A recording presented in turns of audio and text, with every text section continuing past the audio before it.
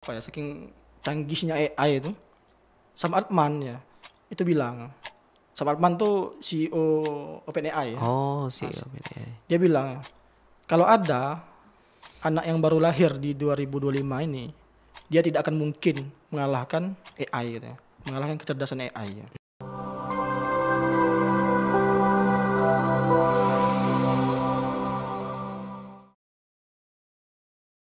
Assalamualaikum warahmatullahi wabarakatuh. Kembali lagi bersama saya Almer Kausernata di podcast Darul Arifin Jambi. Ruang obrolan hangat untuk berbagi cerita, inspirasi, dan gagasan para santri. Alhamdulillah pada kesempatan kali ini kita sangat bersyukur karena kita kedatangan seorang guru yang sangat inspiratif dalam dunia literasi, khususnya kepenulisan dan kajian kitab kuning. Dan ternyata beliau juga pernah menjabat sebagai pimpinan redaksi Mading Santri Gamis, aktif kepenulisan, dan telah menorehkan berbagai prestasi pada bidang karya tulis ilmiah tingkat daerah hingga nasional. Beliau adalah Ustadz Ihsan Maulana SAG, salah satu tenaga pendidik Pondok Pesantren Darul Arifin Jambi. Assalamualaikum warahmatullahi wabarakatuh, Ustadz. Waalaikumsalam warahmatullahi wabarakatuh. Gimana kabarnya Ustadz hari ini? Alhamdulillah sehat dan insya Allah selalu semangat. Alhamdulillahirabbil alamin. Semoga Ustadz selalu dalam lindungan Allah Subhanahu wa taala.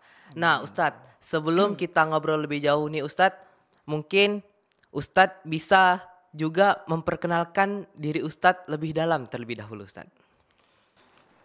Eh, Sebelum saya memperkenalkan diri, saya mau mengucapkan banyak terima kasih kepada host dan tim podcast karena telah memberikan saya kesempatan untuk duduk di kursi ini ya. Karena yang saya tahu orang-orang yang duduk di kursi ini orang-orang hebat semua ya. Mulai dari Kiai Epipudin Dimyati, ya, Kiai Azaim, kemudian ada juga Rektor Tunis, ada juga Kiai Abdul Syukur ya. Jadi mereka orang-orang hebat semua ya. Jadi sekali lagi saya mengucapkan banyak-banyak terima kasih ya.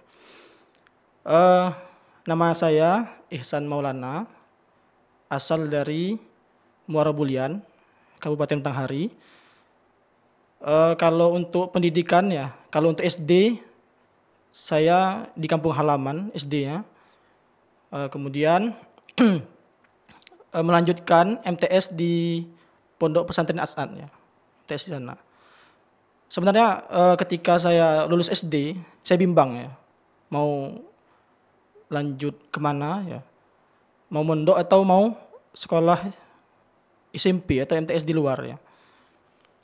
Tapi ya karena ada keponakan saya di Pondok Pesantren As'ad dan ngajak saya memilih mondok ya. Kemudian untuk aliyah ya, saya di Pondok Pesantren Salafiyah Sapiyah Sukorejo, Situbondo. Di situ saya aliyahnya ya. Meskipun ya ketika kelas 9 MTS saya mencoba untuk tes masuk Man Insan Cendekia ya, tapi tak lulus ya. Man Insan Cendekia yang di mana nih, Ustaz? Man Insan Cendekia yang di Jambi. Oh, yang di Jambi. Pijuan ya. Tapi nggak lulus ya. Akhirnya ada ustadz saya di Pondok Pesantren As'ad ngajak saya untuk mondok di Jawa ya, di Situbondo ya. Ustadz Mutohiri yang pernah ngasih ceramah di sini pas Maulid Nabi itu, Ustaz. ya. Ustadz Mutohiri ya. Sama Ustadz Humaidi namanya. Kemudian saya di Pondok Pesantren Sukorejo itu 1,5 tahun sebenarnya. Setelah itu saya pindah ya karena naik kelas ya, karena kenakalannya. Dia pindah ke Pondok Pesantren Baitul Musaidin namanya. Nah, di situ fokus kitabnya. Kemudian setelah tamat aliyah di sana, saya melanjutkan ke Mahat Ali ya. Sebenarnya di aliyah itu saya juga bimbang juga mau lanjut kemana ya. Orang tua nyuruh ke Win Syarif Hidayatullah ya. Jakarta, Ustaz. Jakarta ya. Cuma saya mikirnya saya kan sudah bisa sedikit-sedikit baca kitab ya. Ya kenapa enggak masuk ke Mahat Ali ya, yang mana di situ fokus ke kitab kuning ya. Nah, selama perjalanan Ustadz tadi, Ya. apa kesan yang paling berkesan dan memotivasi Ustadz nih untuk terus melanjutkan pendidikan dari Pondok Pesantren As'ad hingga ke Mahat Ali? Nah, sedangkan kita tahu nih banyak di lapangan Ustadz, banyak santri yang udah baru tamat MTS, tapi dia udah merasa capek, udah merasa sangat lelah menjadi santri. Belum lagi nanti dia harus melanjutkan ke jenjang madrasah aliyah, mondok lagi. Dan kalau dia lanjut untuk ke jenjang pendidikan tinggi atau S1, itu dia harus mondok lagi, itu kan sangat menguras otak pikiran Ustadz. Apa motivasi Ustadz untuk tetap bertahan pada jenjang pesantren itu Ustadz? Yang ada di pikiran saya, kenapa mau mondok terus ya sampai kuliah, yaitu karena banyak momen-momen kebersamaan ya, yang bisa saya rasakan di pondok ya, tanpa gadget ya. Yang pertama momen kebersamaan sama teman-teman gitu ya. Kemudian ada momen spiritualitas ya, di mana saya ngerasa ketika saya di pondok ya, saya berada di lingkungan yang agamis, akhirnya saya merasa malu ya kepada orang-orang di sekitar atau kepada Allah ya, karena saya harus melakukan ibadah gitu kan. Nah saya takut ya kalau emang saya berada di luar pondok, saya gak melakukan ibadah lagi ya, itu. Kemudian juga momen-momen kebanggaan yang membuat saya terus mondok ya, yaitu ketika saya ikut lomba ya. Dulu ketika MTS saya ikut lomba kaligrafi ya, pernah ya, meskipun kalah juga ya. Kemudian ketika kuliah kan ikut lomba menulis ya. Nah itu momen-momen kebanggaan itu mungkin tidak bisa saya rasakan di luar ya. Itu yang membuat saya bertahan untuk mondok ya. Apalagi kalau di lingkungan Mahan Ali ya, atau lingkungan pondok yang di Sukorejo, di situ emang benar-benar bagus ya, lingkungan membacanya bagus, kemudian lingkungan pembelajaran kita kuningnya juga bagus ya. Itu yang membuat saya bertahan mondok. Sampai sekarang pun sebenarnya masih mondok kan, mondok di Darul Arifin ini melanjutkannya. Jadi sebenarnya saya udah mondok sekitar 10 tahun lebih ya. Selama perjalanan mondok antum tadi, itu kan kita tahu nih bahwa santri itu sibuknya Masya Allah, dan antum tetap bertahan dengan motivasi yang telah antum tanamkan pada alam bawah sadar antum, untuk tetap mondok dengan berbagai banyaknya kegiatan spiritualitas yang telah tertanam dalam hati. Nah, dikala sibuknya para santri dan juga pastikan di lingkungan Mat Ali Situbondo itu kan sangat sibuk dalam kegiatan KBM ataupun kegiatan yang lain. Nah, kapan sih Ustadz mulai tertarik dalam dunia menulis dan baru mulai menulis itu gimana Ustadz? Kok Ustadz bisa tertarik padahal Ustadz sangat sibuk di Mat Ali tersebut? Jadi sebenarnya di semester 1 ya, saya melihat teman saya namanya Gufronullah ya. Beliau alumni Pondok Pesantren An-Nokoyah ya, Gulu-Gulu, Sumeneb ya. Saya melihat beliau itu sangat pintar ya dalam hal tulis menulis ya. Baru masuk kuliah ya, dia sudah juara nasional ya. Juara nasional tulis menulis yang diadakan oleh BPIP ya. Badan Pembinaan Ideologi Pancasila ya. Saya melihat ke orang ini hebat ya. Kemudian saya penasaran kan, saya tanya-tanya ke dia, gimana kok bisa menulis gitu ya. Dia jawab karena di pondok dia dulu dia emang dibiasakan untuk menulis ya. Terus katanya ketika mau mulai pelajaran apapun itu memang wajib membaca ya. Jadi dari pondok An-Nokoyah itu banyak muncul penulis-penulis hebat ya. Itu.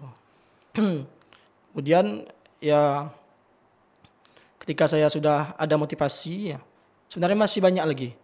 Ada teman saya yang namanya Firman ya. Itu sebelum dia masuk Mahan Ali juga sering menang lomba gitu. Kemudian dari guru-guru juga, guru-guru saya, dosen-dosen saya di Mahan Ali Situbondo banyak yang penulis ya.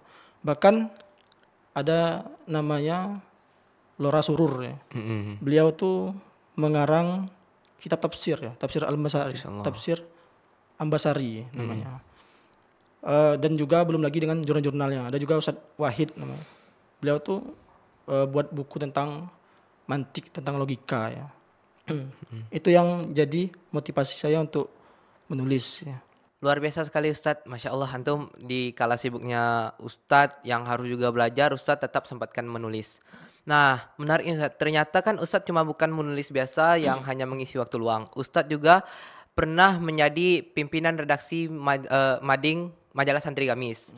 Dan juga Ustadz redaktur majalah penulisan gamis Ustaz. Gimana itu Ustaz? Kok Ustaz dari yang awalnya menulis biasa bisa menjadi di titik itu Ustaz? Sebenarnya saya ditunjuk untuk jadi pimpinan redaksi Mading Gamis itu karena eh, pimpinan redaksi majalah Gamis itu melihat saya, dan saya sering nulis tuh. Mm-mm. Pokoknya saya waktu itu karena emang udah termotivasi kan, saya di semester 3 itu mulai mencoba menulis ya. Yang buat saya juga kepikiran untuk menulis tuh, saya dulu merasa minder ya, karena kemampuan public speaking saya kurang. Jadi saya pernah presentasi di kelas ya, itu sampai biasalah dikata-katain gitu kan. Mm-mm. Jadi saya ngerasa saya gak berbakat di public speaking. Coba saya mau nambah skill di tulis menulis. Terus Ya. menulis. Nah, jadi di situ saya mencoba menulis ya. Eh, menulisnya dari hal-hal yang terdekat ya. Itu yang saya lakukan. Akhirnya teman-teman saya tuh ngelihat Ihsan kok rajin nulis. Ya. Nah, mungkin bisa direkrut untuk jadi pimret Mading gitu. Dan juga saya waktu itu sering baca ya. Jadi majalah-majalah, buku-buku yang ada di kamar itu hampir saya hatamin semua ya. Ya meskipun saya bacanya cuman yang bagian-bagian yang saya suka aja. Ya. Jadi kalau untuk redaktur kepenulisan itu dari pimpinan redaksi majalah Gamis juga yang menunjuk saya untuk jadi redaktur kepenulisannya. Selama Ustadz menjadi pimpinan redaksi majalah Mading Santri Gamis dan juga redaktur penulisan majalah Gamis itu pelajaran apa sih yang paling berharga Ustadz selama Ustadz memimpin tim tersebut? Oh ya Ustadz, sebelumnya nih kan itu nama organisasi kan Gamis. Itu apa sih Ustadz, kok bisa dinamakan Gamis, itu apa kepanjangannya Ustadz? Jadi kepanjangan Gamis itu Gairah Menulis Santri. Oh, Gairah Menulis Santri, disingkat Gamis Ustadz. Gamis ya. Kalau pengalaman yang berkesan, kalau ketika jadi redaktur kepenulisan ya, itu banyak sekali pengalaman-pengalaman yang saya dapatkan. Di mana ya ketika kita mau nulis ya, ketika kita mau nulis, nah ini ya, kalau Gamis itu ya tulisannya harus temanya harus di lingkungan pondok ya, nggak boleh membahas tentang yang di luar ya. Nah boleh membahas yang di luar tapi di majalah Tanwirul Afkar namanya. Oh, Nah, tapi Tanwirul Afkar tuh khusus untuk mahasantri yang S2 ya. Mas Andres 2. Kalau Gamis S1 ya. Ya di situ kami sering membahas tentang hal-hal yang ada di pondok ya, apa saja masalah-masalahnya, kami cari solusi bersama ya. Jadi kami tim kepenulisan itu rapat ya, sering rapat, kemudian diskusi, nanti ditunjuk ya satu orang untuk jadi penulis ya. Kemudian dibuatlah satu tulisan ya. Kemudian kalau untuk yang mading ya, kalau yang mading itu sistemnya saya meminta para mahasantri untuk menulis ya. Pokoknya tulisan tentang apapun itu, apa yang kalian suka tulis ya. Nanti akan dimasukkan ke Mading Gamis ya. Itu ada batasan lingkupnya Ustadz? Kalau yang Mading Gamis itu cuma untuk lingkungan Mahat Ali Situbondo ya. Tidak keluar pondok ya. Kalau untuk Gamis itu yang majalah itu untuk seluruh santri di Sukorejo ya. Oh. Seluruh santri. Kalau Mading cuma untuk di lingkungan Mahat Ali ya. Oh gitu Ustadz, baik. Jadi apapun yang mereka bisa ditulis nanti kirimkan. Nanti saya tinggal jadi editor dan teman saya jadi yang layout ya. Terus Ustadz, waktu Ustadz masih menjabat kedua itu Ustadz, bagaimana Ustadz membagi waktunya? Itu kan pasti penting Ustadz. Ustadz masih jadi mahasantri, terus Ustadz menjabat pertama jadi Pimret Majalah Gamis, terus Ustadz juga menjabat sebagai redaktur kepenulisan Ustadz. Ya sebenarnya kalau di Mahat Ali itu emang benar-benar sibuk ya. Benar-benar banyak kegiatannya. Mulai dari pagi ya, habis subuh itu. Subuh itu agak free ya. Dari jam 8 sampai sore ya. Dan siang itu istirahat ya. Itu memang benar-benar full ya. Kadang setelah asar itu masih ada pengajiannya. Kemudian habis maghrib ya, saya masih ingat dulu. Habis maghrib itu emang wajib pengajian kitab Wahab Kholab ya, kitab usul fikih ya.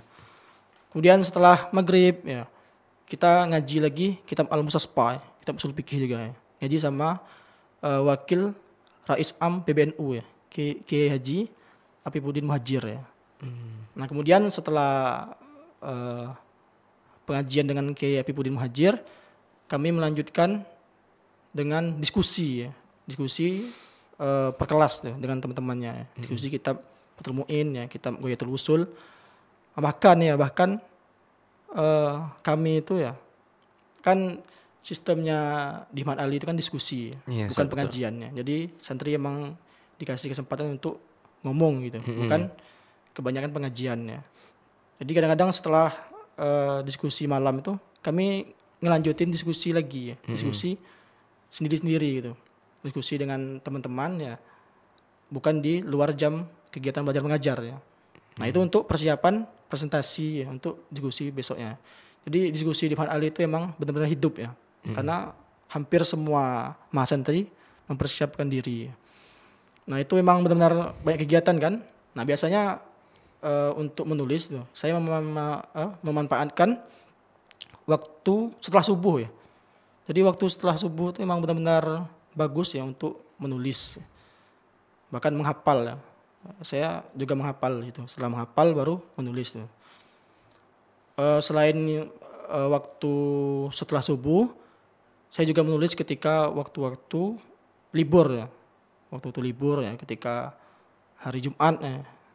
Itu saya sempatkan untuk menulis, untuk membaca dan lain sebagainya. Nah, ternyata Ustadz juga pernah mengikuti lomba pada bidang karya tulis ilmiah dari tingkat daerah, provinsi hingga nasional. Dan ternyata juga Ustadz pernah mendapatkan juara, Ustadz. Nah, itu bisa Ustadz ceritakan, Ustadz, kepada kami semua bagaimana proses awal hingga pengalaman Ustadz mendapatkan juara itu, Ustadz. Sebenarnya sebelum mendapatkan juara, saya pernah beberapa kali gagal, banyak kegagalan-kegagalan saya dalam menulis ya. Yang pertama ya, saya kan minta nasihat ya ke teman saya, minta saran yang hebat nulis tuh. Kata dia harus sering-sering ikut lomba ya. Jadi saya sering ikut lomba. Saya ikut lomba MUI ya, lomba tentang Islam Wasatiyah, Islam Moderat. Islam Moderat itu tentang tawazun, ta'adul dan lain sebagainya ya. Kemudian di tahun berikutnya saya ikut lagi ya. Di lomba yang tentang Islam Wasatiyah itu saya kalah ya. Kemudian di tahun berikutnya saya ikut lagi. Itu tentang peran MUI ya, peran MUI. Nah di situ saya ikut juga ya. Nah itu kalah juga ya. Kemudian saya juga pernah ikut lomba menulis di website mojo.co ya. Nah di situ saya kalah juga. Berarti kan dari kegagalan-kegagalan itu saya mulai belajar ya, di mana letak kesalahan saya. Ternyata setelah saya cek emang tulisan saya berantakan gitu. Dari paragraf dan dari antara paragraf ke paragraf itu masih berantakan ya. Nah kemudian di tahun berikutnya ya, atau di tahun yang sama saya ikut lagi lomba menulis opini ya, santri sejawa ya, yang diadakan oleh Pondok Pesantren Mansajul Ulum ya, di Pati, Jawa Tengah. Nah di situ karena sudah belajar tadi kesalahan kan, di situ saya ketika itu tulisan saya 3 terbaik ya sejawa. Sejawa. Itu saya membahas tentang fikih tata negara ya. Fikih tata negara. Fikih tata negara. Fikih tata negara. Dan ya, tapi ya saya nggak jadi pemenang ya, karena ketika presentasi ya, nah itu saya kalah di situ. Tapi alhamdulillah saya dapat pengalaman di situ. Nah kemudian di tahun yang sama juga ya, ketika saya sudah semester 5 ya, saya kan aktif nulis di mading gitu. Sering saya nulis di mading. Saya mencoba untuk ikut lomba lagi ya, ikut lomba menulis sepondok antar santri sepondok Sukorejo ya. Oh yes. Jadi banyak santri yang ikut tuh. Temanya itu tentang integrasi sains dan Quran. Hmm. Situ saya coba ikut lomba. Sebenarnya itu juga seleksi untuk ikut MTQ ya, MTQ Provinsi Jawa Timur ya. Di situ. Nah, di situ saya merasakan gimana sistemnya MTQ ya. Di mana kita ya ketika di ruang lomba Mm-mm. kita cuma bawa referensi-referensi ya, buku-buku, jurnal-jurnal. Kita bukan membawa tulisan ya. Nah, di situ kita mulai menulis dari pagi sampai sore. Biasa itu gimana biasanya Ustaz? Kalau yang kali ini berbeda kan itu cuma kata Ustaz tadi cuma bawa referensi dan jurnal. Kalau biasanya itu gimana Ustaz? Kalau biasanya ya kita menulis di pondok nih. Mm-mm. Nah, terus kita kirim ke panitia, Oh. misalnya gitu. Kalau sekarang kalau sistem MTQ kita buat tulisan di tempat no. Mm-mm. Jadi kita buat tulisan sekitar 15 lembar ya. Karena itu karya tulis ilmiah ya, karya tulis ilmiah Al-Qur'an. Ya di situ saya bawa referensi, saya baca-baca referensi, kemudian saya tulis ya. Kemudian ya buat semuanya ya, sampai daftar pustaka gitu. Alhamdulillah di lomba tersebut ya saya mendapatkan juara 2 ya. Nah yang juara 1 itu teman saya tadi yang Gufronullah. Yang Gufronullah itu Masya Allah. Beliau tuh emang pas SMA sudah juara internasional ya. Juara internasional Ustaz? Ya, di Malaysia. Kemudian saya coba lagi ikut lomba yang diadakan oleh Dema Amali. Dema Amali itu kayak BEM ya untuk mahasantri, Mahat Ali seluruh Indonesia. Ya. Nah itu temanya masa depan AI dan peran mahasantri di era society 5.0 ya. Di situ. Kalau untuk prosesnya ya, kalau untuk prosesnya ya, yang tentunya mencari ide ya. Nah itu kan dari tema masa depan AI ya dan peran mahasantri ya. Di situ saya cari kayaknya apa yang bagus untuk dibahas ya. Nah kebetulan saya ketika itu membahas tentang peran mahasantri dalam inovasi di bidang pendidikan dan agama. Nah Ustaz ada sedikit yang menarik untuk kita bahas ini Ustaz. Di salah satu judul Ustadz pada ajang lomba tersebut, Ustadz judulnya tadi itu kan peran mahasantri dan apa tadi Ustaz? Di era society. Oh di era society 5.0 oke Ustaz. Nah itu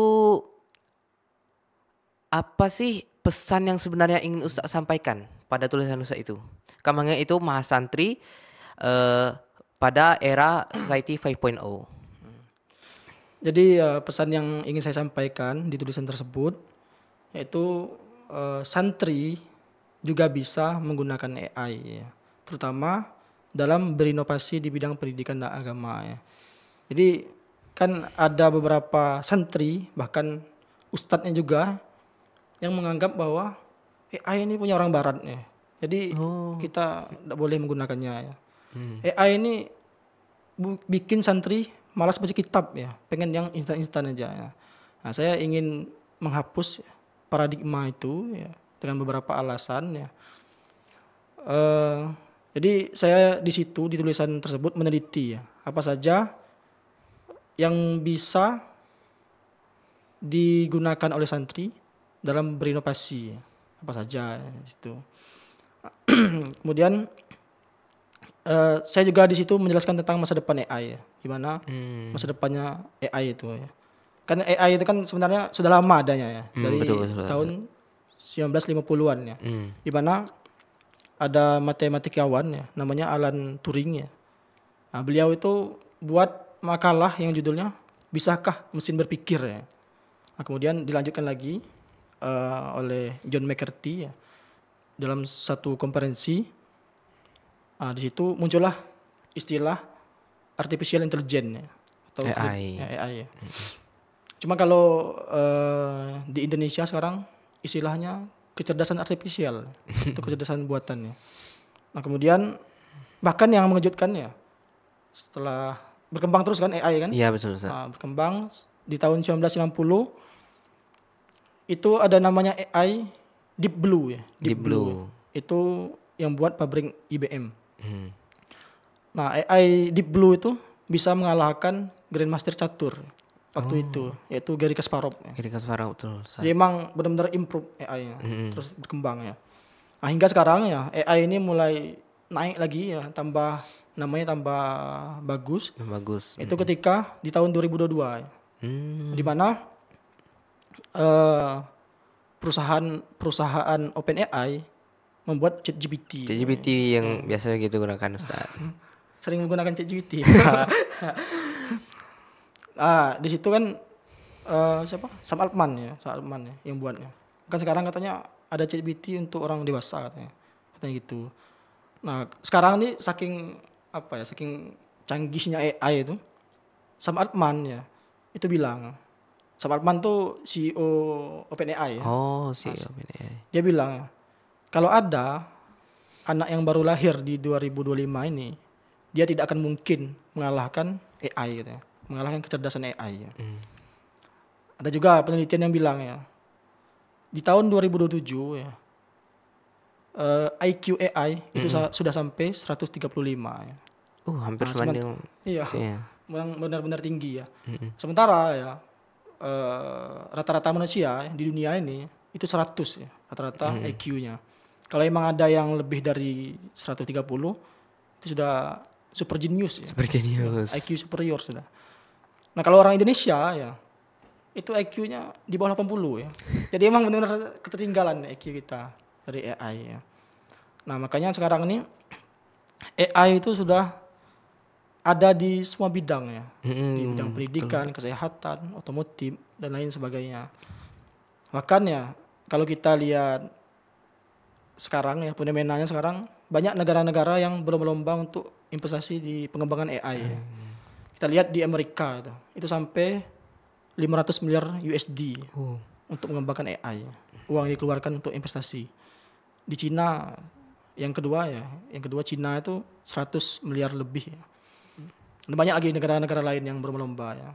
Karena emang AI itu memang benar-benar memudahkan. Nah, gimana dengan Indonesia ya? Nah, di negara Indonesia ya sekarang juga ada investasi di bidang pengembangan AI. Iya betul Ustaz. Tapi jumlahnya masih sedikit ya, masih 500 juta USD ya. Sekitar 8 triliunan. Iya. Tapi saya baca berita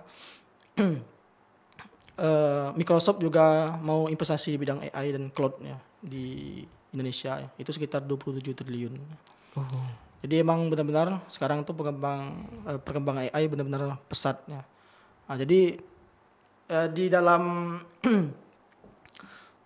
tulisan tersebut ya, sekarang ini sebenarnya di bidang pendidikan ya, itu sudah ada AI ya. Misalnya di Duolingo kan. Duolingo betul Ustaz untuk belajar bahasa gitu biasanya. Bahasa. Itu kan menggunakan AI ya. Jadi kita belajar bahasa emang dipersonalisasi kan. Emang dia tahu perkembangan kita ya. Dia tahu ngasih soal kita tuh tingkatnya tahu dia. Ada juga Grammarly ya untuk memperbaiki tata bahasa. Iya betul. Kemudian ada juga Turnitin untuk memperbaiki plagiarisme ya. Ada juga Dual Teacher ya. Dual Teacher tuh kelas guru ganda ya. Jadi sekolah manusia ya, sekolah dengan guru yang manusia, dan sekolah dengan asisten AI ketika di rumah ya. Jadi ketika mau belajar ya tinggal ada asisten, tanya-tanya aja. Itu di bidang pendidikan ya. Bidang agama ada apa enggak? Ada juga. Jadi misalnya di Jepang itu ada namanya robot Mindar ya. Itu berfungsi untuk mengajarkan agama Buddha ya. Udah jadi robot aja nih. Jadi robot. Jadi AI itu kan sebenarnya bisa berbentuk robot, bisa berbentuk perangkat lunak. Iya betul. Aplikasi misalnya atau platformnya. Ada juga di Jerman ya. Di Jerman tuh ada robot, kalau nggak salah namanya Bless You 2 ya. Itu bisa khutbah ya. Jadi katanya robot itu bisa membuat anak-anak muda tertarik untuk ke tempat ibadah ya. Kemudian kalau yang aplikasi itu di agama Kristen ada juga Text with Jesus ya, ada juga ya. Untuk menanyakan tentang agama Kristen. Ya. Berarti sekarang di semua bidang itu sudah ada AI-nya sendiri-sendiri ya Ustaz ya? Ya sudah. Nah jadi kalau kita membahas lebih jauh tentang AI Ustaz, bagaimana peran manusia atau peran santri pada bidang ilmu dan pendidikan terhadap AI ini, Ustaz? Apakah kita harus menghindari, mengimbangi, atau kita harus justru sangat memanfaatkan AI ini untuk kemudahan kita? Kan mengingat walaupun AI terus berkembang, terus makin improve dengan sangat pesat, akan tetapi kecerdasan yang telah diberikan sang holik terhadap kecerdasan buatan itu kan pasti berbeda, Ustaz. Itu gimana, Ustaz? Kalau menurut saya pribadi, santri tidak selalu harus menghindari ya. Mhm, Berarti kan dan juga tidak selalu harus menggunakan ya. mhm. Kenapa tidak selalu menghindari? Karena banyak sekali kemudahan-kemudahan yang ditawarkan oleh AI ya, Betul betul, Ustaz. sekarang. Kenapa tidak harus selalu memanfaatkan? Karena kalau pakai AI terus nanti ketergantungan nanti Iya, ya. betul, Ustaz, Pokoknya betul. mau AI terus. Karena dia instan kan, Ustaz. Ya. Jadi kalau memang mau memanfaatkan AI harus ada syarat-syarat yang harus dipenuhi. Hmm, Ya, yang pertama ya kita tidak boleh jadi penumpang AI, kita harus jadi pengemudi ya. hmm. Jadi AI itu kan nggak ada etika, nilai, adabnya mereka nggak paham ya. Iya Mereka iya. cuma paham ilmu pengetahuan. Iya, betul, Ustaz. Mereka cuma punya pemikiran ya, pikiran tapi perasaan tidak ada ya. Jadi tugas kita sebagai santri ya masukkan nilai-nilai etika itu tadi. Itu yang harus dijaga oleh santri ya ketika menggunakan AI ya. Kemudian kita juga harus belajar etika AI dan literasi digital, itu harus tuh. Jadi kita harus paham ya algoritma ya, harus paham data bias ya.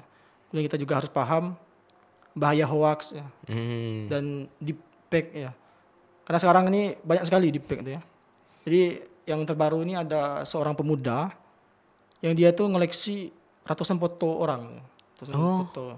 Terus nanti dibuat untuk AI dan yang dilarang gitu ya. Nanti boleh menggunakan AI asalkan untuk menambah ilmu ya, Iya, untuk betul, Ustaz. improve ya.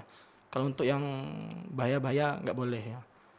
Atau kalau emang mau menggunakan AI, santri harus melahirkan peran baru, ya, yaitu dai digital dan ulama teknolog. Oh, Jadi misalnya ya dengan penggunaan AI, santri bisa membuat channel dakwah misalnya, kanal dakwah melalui AI voice, AI, iya. voice ya. Hmm.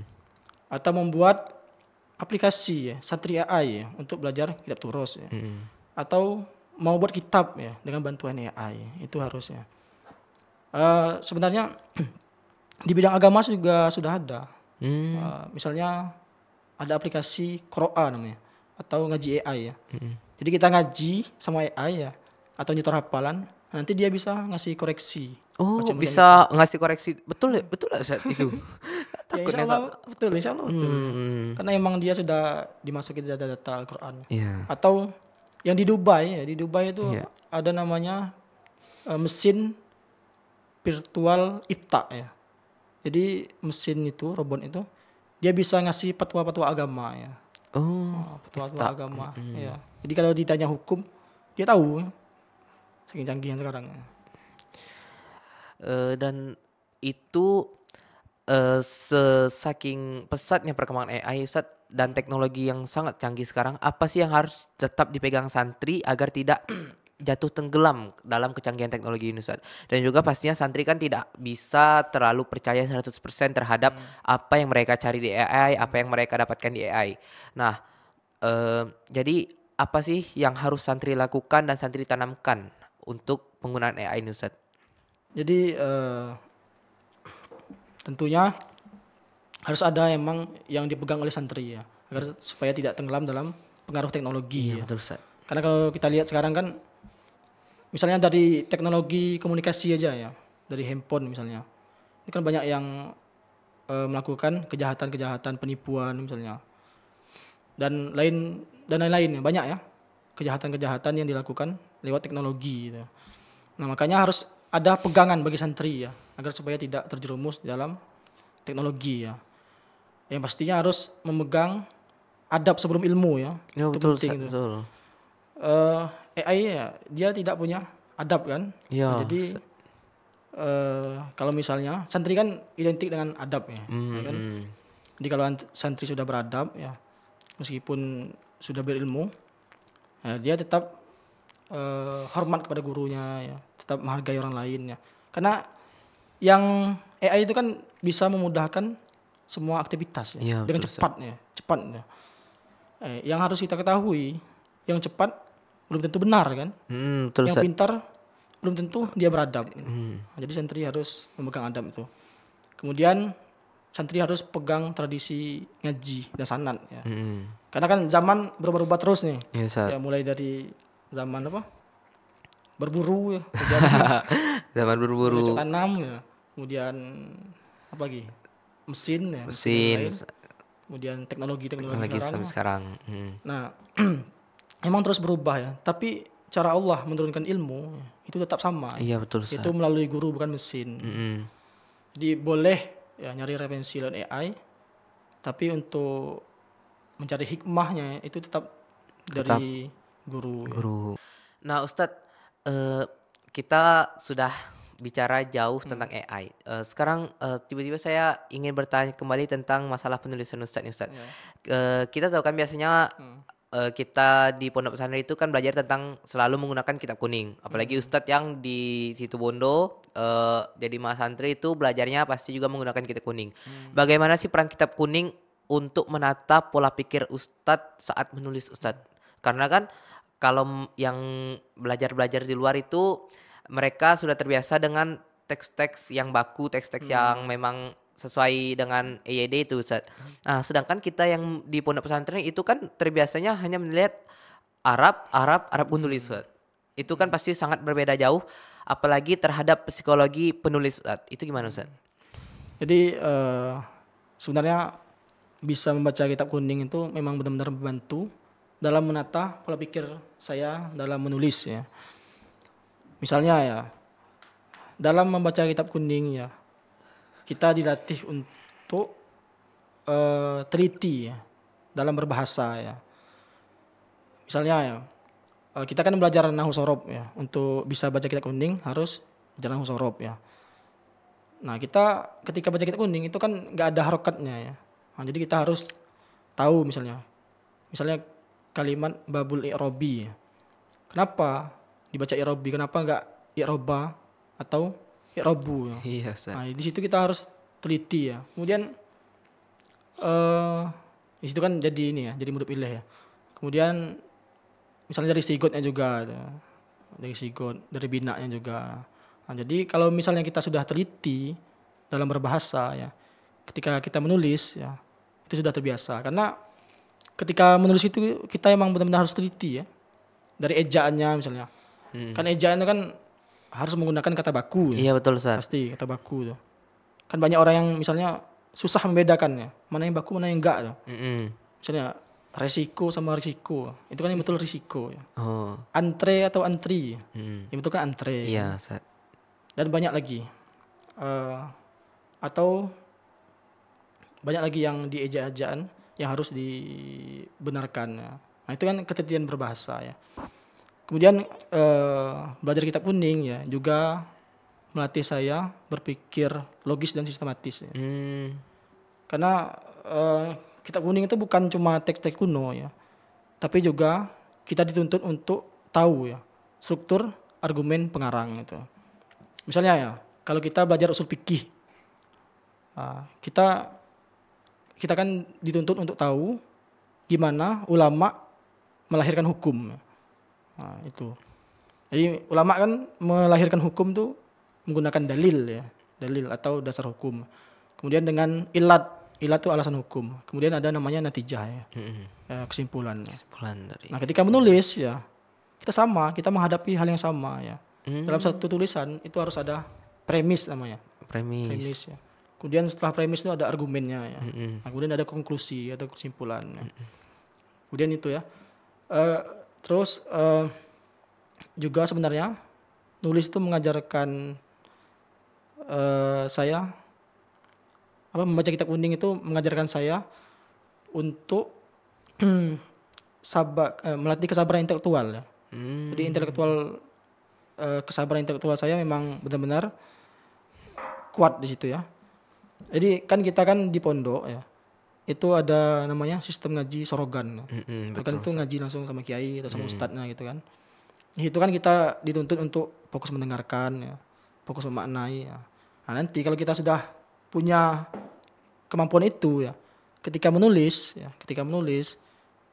kita punya mental yang kuat ya. Karena menulis itu butuh benar-benar kesabaran. Ya. Mulai dari untuk mencari ide itu bisa sampai berhari-hari. Kemudian kalau sudah selesai tulisannya harus dicek ulang gitu. Itu ya. Kemudian juga ketika saya belajar kitab kuning ya dan menulis ya. Kalau kita sudah belajar kitab kuning, kita bisa berpikir dengan nilai dan adab gitu.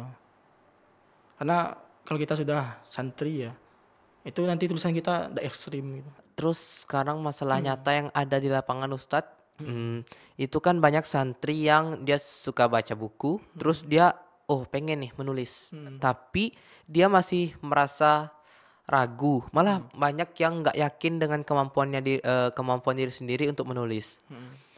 Misal banyak santri nih ikut ekskul jurnalistik, dia pengen belajar untuk menulis, terus untuk mengupload tulisan dia atau mempublikasi tulisan dia itu dia nggak punya mental karena dia masih belum yakin dengan kemampuan dia. Itu kan pasti akan sangat menyusahkan dalam memulai menulis. Nah, gimana motivasi Ustadz untuk kami agar bisa berani memulai dan istiqomah dalam menulis, Ustadz? Oke. Sebenarnya kalau mau menulis itu tulis saja dulu ya, bagus belakangan ya, bagus belakangan. Dan yang terpenting itu harus mempelajari tata cara menulis ya, yang pastinya kan. Kemudian pahami langkah-langkah menulis ya. Misalnya yang pertama yang kita harus lakukan ketika menulis ya, terutama menulis artikel, opini ya. Nah, yang harus dilakukan mencari ide ya. Mencari ide itu penting itu. Nah, terutama yang harus dibahas yang terdekat dulu ya, yang ada di sekitar kita ya, atau yang kita sukai ya.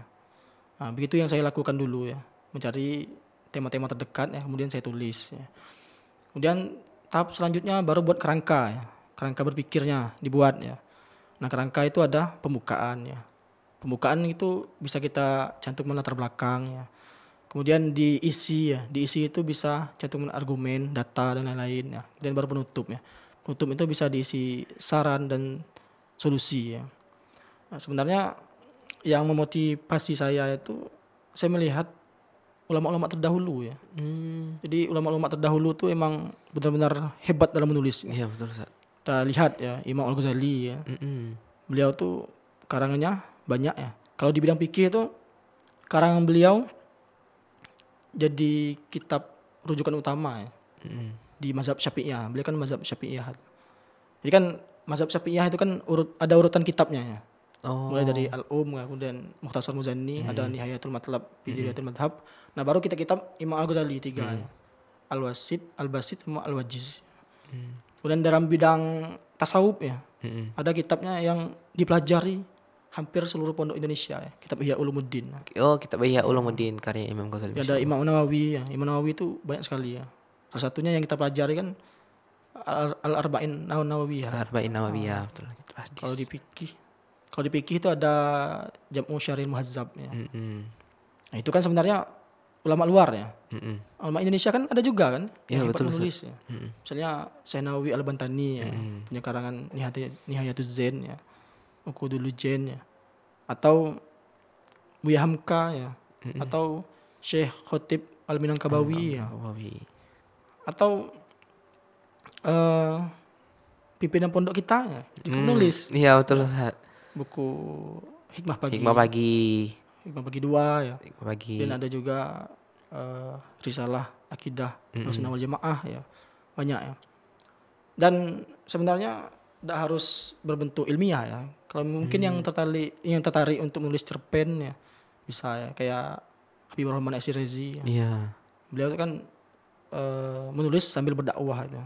Tapi lewat kisah-kisah. Iya, dalam novel-novelnya kayak cinta, kemudian apalagi ketika cinta bertasbih.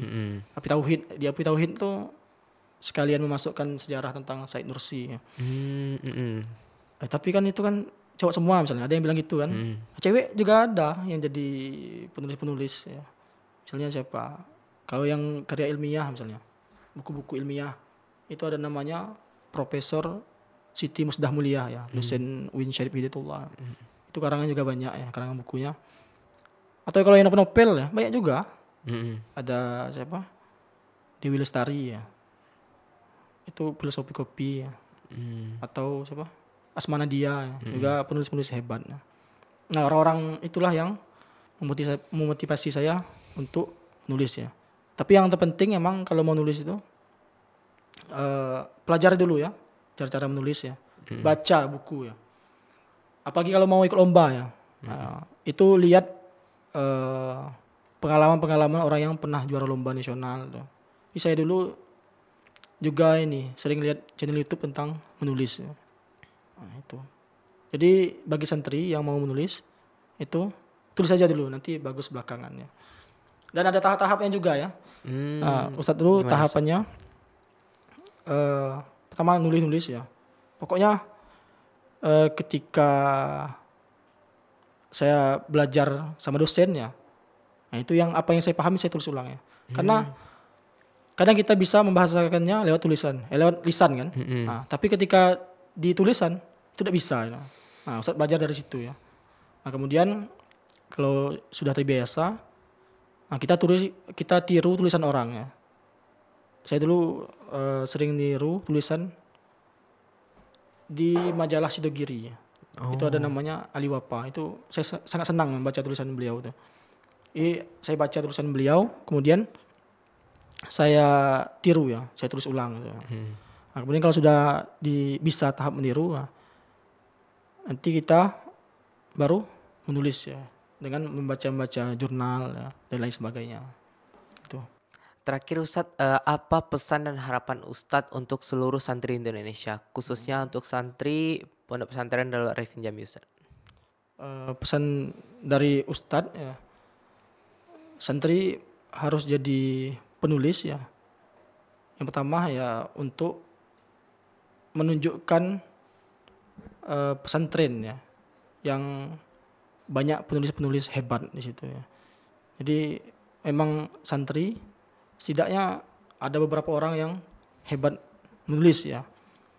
Sebenarnya banyak ya santri-santri yang bisa nulis ya. Kayak penulis buku Negeri Lima Menara itu kan santri ya. Nah, itu bagus ya. Jadi Ustadz harap menulis dan jangan lupa ya menulis harus membaca ya. Jadi memang harus membaca, tidak bisa ya kita mau nulis kita tidak membaca gitu. Tidak membaca ya. Kan sebenarnya wahyu yang pertama aja kan Iqra kan? Betul, membaca ya. Nah, supaya bacaannya itu kita sudah membaca nih, supaya bacaannya itu enggak hilang, supaya ilmunya tidak hilang. Maka kata Nabi itu ikatlah ilmu dengan tulisan ya. Imam Syafi'i juga bilang ilmu itu ibarat hewan buruan ya. Jadi harus diikat ya. Nah, ikatnya itu dengan tulisan ya. Jadi pesan dari saya ya santri harus menulis, dan menulisnya itu bisa di website bisa ya, buat buku bisa. Sekarang ini banyak website menulis ya. Misalnya mau bahas tentang teroris ya, bisa di website Harakatuna ya. Mau bahas tentang hukum Islam ya, bisa di website Bincang Syariah ya. Mau bahas tentang kesetaraan gender ya, itu ada website Mubadalah ya. Itu ya. Dan juga sebenarnya untuk yang santri yang mau kuliah ya, itu banyak sekali manfaat bisa menulis ya. Salah satunya kan kita tahu ya, di perkuliahan itu banyak tugas ya, makalah dan lain sebagainya ya. Dan juga alhamdulillah sebenarnya dari hasil menulis itu ya, saya dapat meringankan beban orang tua ya. Dimana saya dulu gak punya laptop ya di semester 5. Nah, dari hasil menang lomba tuh saya bisa beli laptop ya. Kemudian menang lagi ya, saya bisa beli HP ya untuk, dan sekarang masih saya pakai HP itu dari hasil lomba. Jadi benar-benar meringankan ya, beban saya. Dan ketika menulis di website itu juga berbayar ya. Seperti ngirim tulisan di Bincang Syariah itu, bayar 50.000 per tulisannya. Menulis di Harakatuna ya, di website di apa di kolom perspektif ya. Yes. Itu dibayar 150.000 ya. Jadi emang bisa menghidupi ketika susahnya masa kuliah itu ya. Oh berarti Ustadz kalau kita ngirim tulisan itu bakal ada balasan juga dari Ya, bakal ada. Bahkan ya kalau antum ya bisa atau tahu tentang pengetahuan umum ya dan bisa menganalisis masalah-masalah yang terjadi sekarang. Ya. Antum kirim tulisan di koran ya. Misalnya Opini Tempo, Opini Kompas ya. Itu satu tulisan bisa dibayar 500.000 ya. Oh. Gitu ya. Jadi emang bisa menghasilkan uang juga ya, lewat tulisannya. Dan juga yang perlu diingat ya bagi santri ya, Pak Ustadz. menulis itu amal jariah ya. Oh. Amal jariah. Karena termasuk ilmu yang bermanfaat ya. Jadi ketika kita sudah meninggal dunia ya, tulisan kita masih ada. Dan ketika orang bacanya, nah kita terus dapat pahala ya dari ilmu-ilmu. Nah itu yang perlu diingat oleh para santri di seluruh Indonesia, khususnya Pondok Pesantren Darul Arifin. Masya Allah, terima kasih banyak kami ucapkan kepada Ustadz Ihsan Maulana yang telah bersedia memberikan nasihat, motivasi hingga inspirasinya kepada kami semua. Semoga Allah membalasnya dengan kebaikan yang berlipat ganda dan menjadikan kita semua sebagai hambanya yang terus mengamalkan ilmu yang bermanfaat. Dan juga jangan lupa bahwa motivasi dari Ustadz Ihsan Maulana ini yaitu mengajarkan kita bahwa menulis itu adalah peran di bidang dakwah dan juga peran di tengah intelektual masyarakat muslim semuanya. Saya Almer Kausir Dinata pamit undur diri. Wassalamualaikum warahmatullahi wabarakatuh.